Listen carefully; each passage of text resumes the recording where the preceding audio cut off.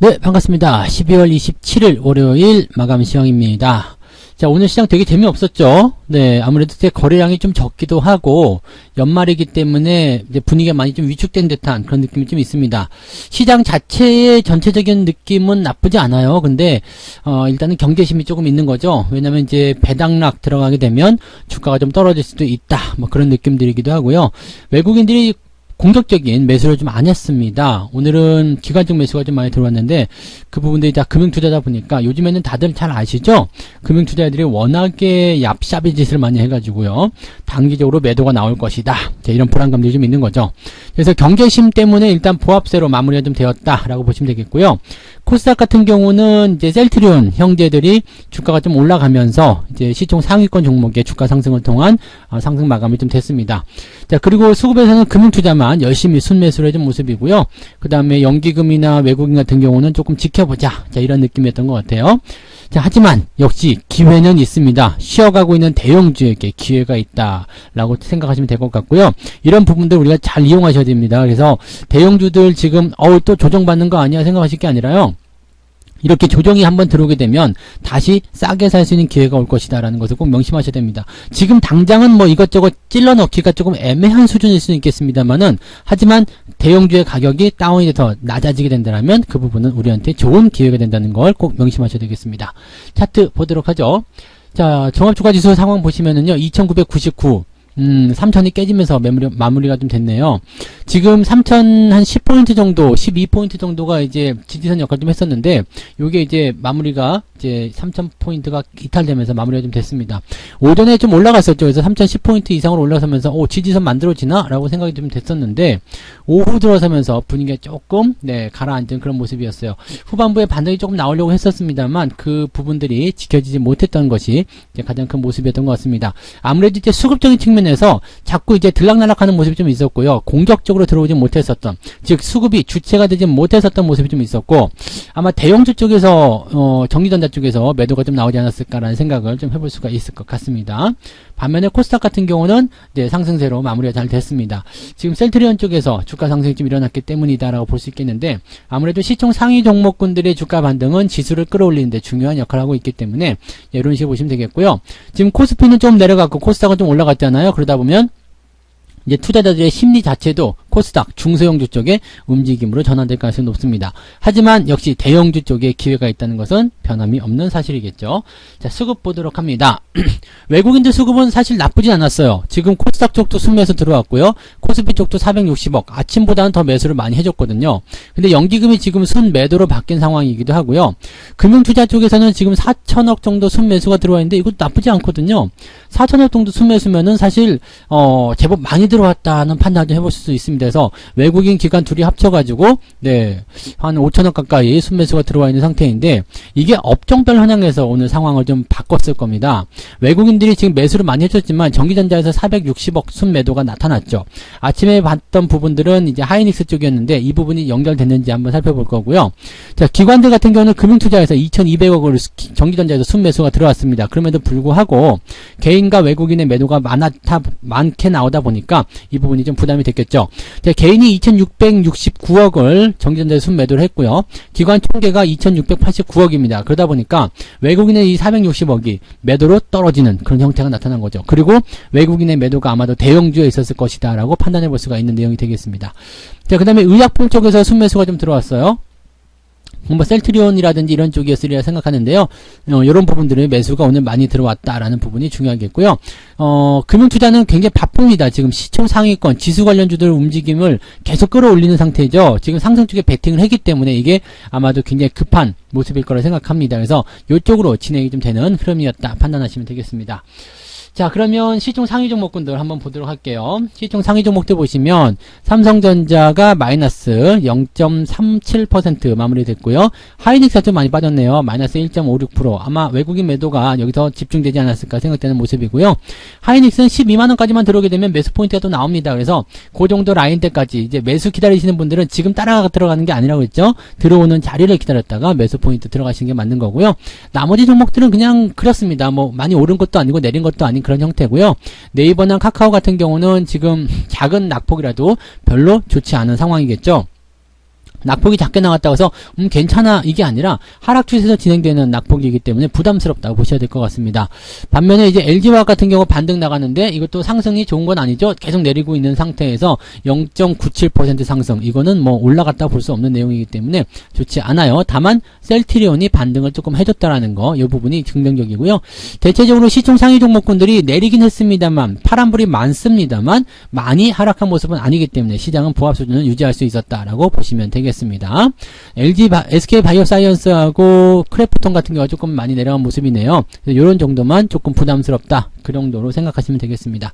코스닥 한번 볼까요? 코스닥 같은 경우는 셀트리온이 4%대, 그 다음에 셀트리온 제약이 5%대 상승입니다. 이 정도면 세죠? 네, 센 상승이에요. 그리고 시총 상위에서 종목들이기 때문에 주가 상승이 이렇게 진행됐을 때 긍정적인 모습이 좀 나타나게 되죠.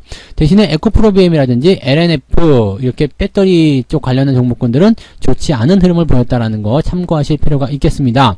게임주도 마찬가지죠. 위메이드라든지 이런 종목들 별로 좋지 않은데 카카오게임이라든지 펄 어비스는 긍정적인 모습이 있었다. 이 정도 생각하시면 되겠습니다. 뭐 둘이 공방전 굉장히 많이 싸우고 있는 모습이긴 합니다만은 셀트리온 쪽이 오늘은 코스닥의 시장을 끌어올리는 중요한 역할을 했다라고 판단하시면 되겠습니다. 자, 매매 동향 한번 보도록 하죠. 매매 동향 보시면 오늘 기관 쪽 움직임은 삼성전자, 하이닉스 순매수예요. 와, 삼성전자 1,300억이네요. 그러니까 삼성전자도 똑같이 매도에 대한 포인트가 노출이 되었음에도 불구하고 기관이 이렇게 많이 받아먹으니까 전체적으로 이제 삼성전자 하락폭은 크지 않았다라고 보셔야 될 것 같은 느낌이네요. 차이나 전기차 이거는 계속 떨어지는 모습인데 설마 아직 들고 계신 분 안 계시겠죠? 네, 이런 포지션들은 반드시 조심하셔야 됩니다. 계속 말씀드린 내용이니까 꼭 명심하시기 바라고요. 예전에도 한번 설명드렸던 부분이 있는데 추세가 이렇게 꺾이는 상황으로 들어가게 되면 반드시 추세의 조정이 길어지게 나올 수 있기 때문에 이런 자리 들어가시는 것은 절대 좋지 않습니다. 여기에서 우리가 또 하나 배울 수 있는 거죠. 그 당시 이제 이 차이나 이 전기차 쪽으로 매수가 많이 들어간다, 이거 관심 있게 봐야 된다, 이런 식의 뉴스가 나왔었던 거 기억하실 거예요. 그 자리에서 여러분들이 이 종목은 사시면 안 돼요 라는 판단을 반드시 내릴 수 있어야 된다는 걸 꼭 명심하시고요. 금융투자 봐야 되겠죠. 금융투자가 오늘 삼성전자만 1260억이고요. 하이닉스 같은 경우가 400억입니다. 둘이 합쳐가지고 1700억 정도 순매수가 들어간 상태네요.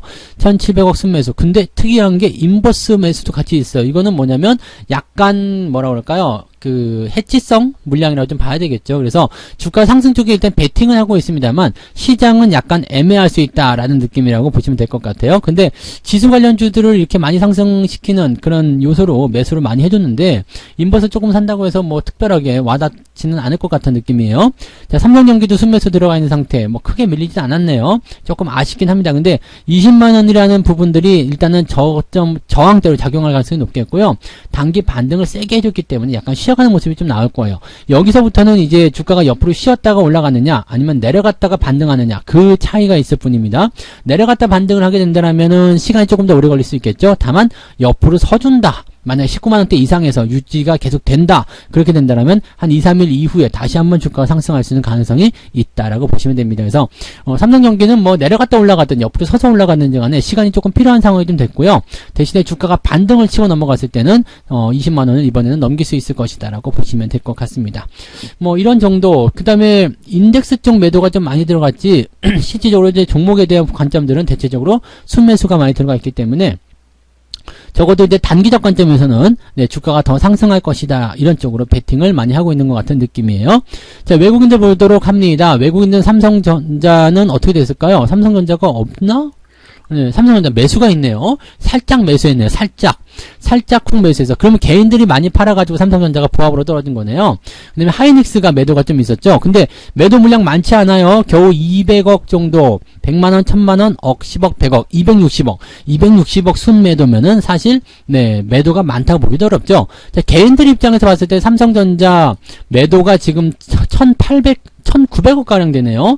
엄청나게 팔았네요. 와, 이러니까 삼성전자 쪽에 손절 매도나 삼성전자 올라가도 팔아먹고 내려가도 팔아도 팔아먹는 이런 상황이 벌어지는 거 아닐까 싶기도 합니다. 와, 엄청나게 팔아들었네요. 그 다음에 하이닉스 같은 경우는 특별한 건 없는 것 같아요. 여기 좀 팔아먹었네요. 그래서 하이닉스 팔아먹고 삼성전자 팔아먹고 이런 부분들이 주가를 좀 떨어뜨리지 않았나 싶은 내용입니다.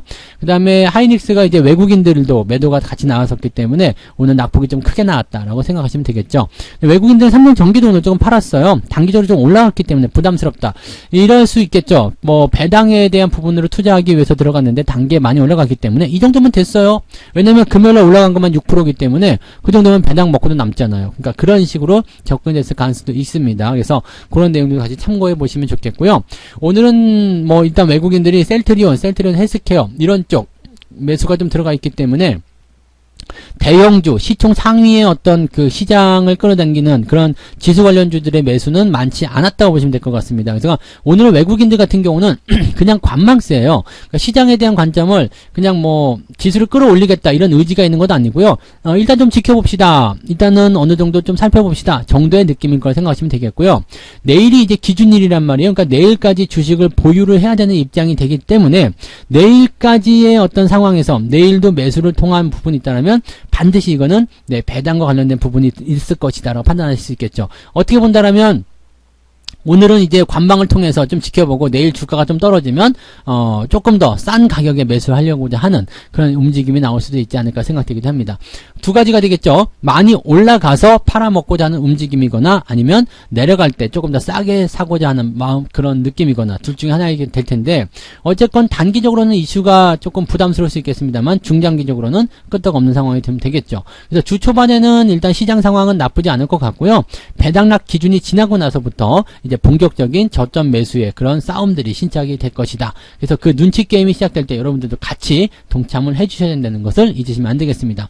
서두르실 필요 없습니다. 배당락 때문에 지금 주가가 두들겨 맞는 상황이 될 수 있기 때문에 굳이 서둘러서 매수할 필요 없고요. 매수에 대한 부분도 이제는 배당에 대한 관점들을 생각하시기에는 조금 애매한 구간이 됐단 말이에요. 그러니까 아예 배당을 포기하고 배당락 이후에 주가가 떨어지는 모습 확인한 다음에 대응을 들어가셔도 좋지 않겠느냐 이렇게 판단해 보실 수 있겠습니다. 오늘 미국 증시가 굉장히 중요할 것 같긴 한데 미국 증시도 뭐 큰 어려움 없이 통과가 되지 않을까 생각됩니다. 그래서 국내 시장 자체는 일단 이런 분위기들 다 따지고 본다면 부담될 만한 내용은 거의 없을 것이다 라고 생각하시는 게 맞는 내용이 될 것 같아요. 네, 자 오늘도 고생들 많으셨고요. 이따가 저녁 9시에 유튜브에서만 무료 라이브 방송 진행됩니다. 그러니까 저녁 9시에 또 시간 되시는 분들은 오셔가지고 시장 상황이 어떻게 돌아가고 있는지 어떻게 우리가 판단해야 되는지를 알아보시면 좋을 것 같습니다.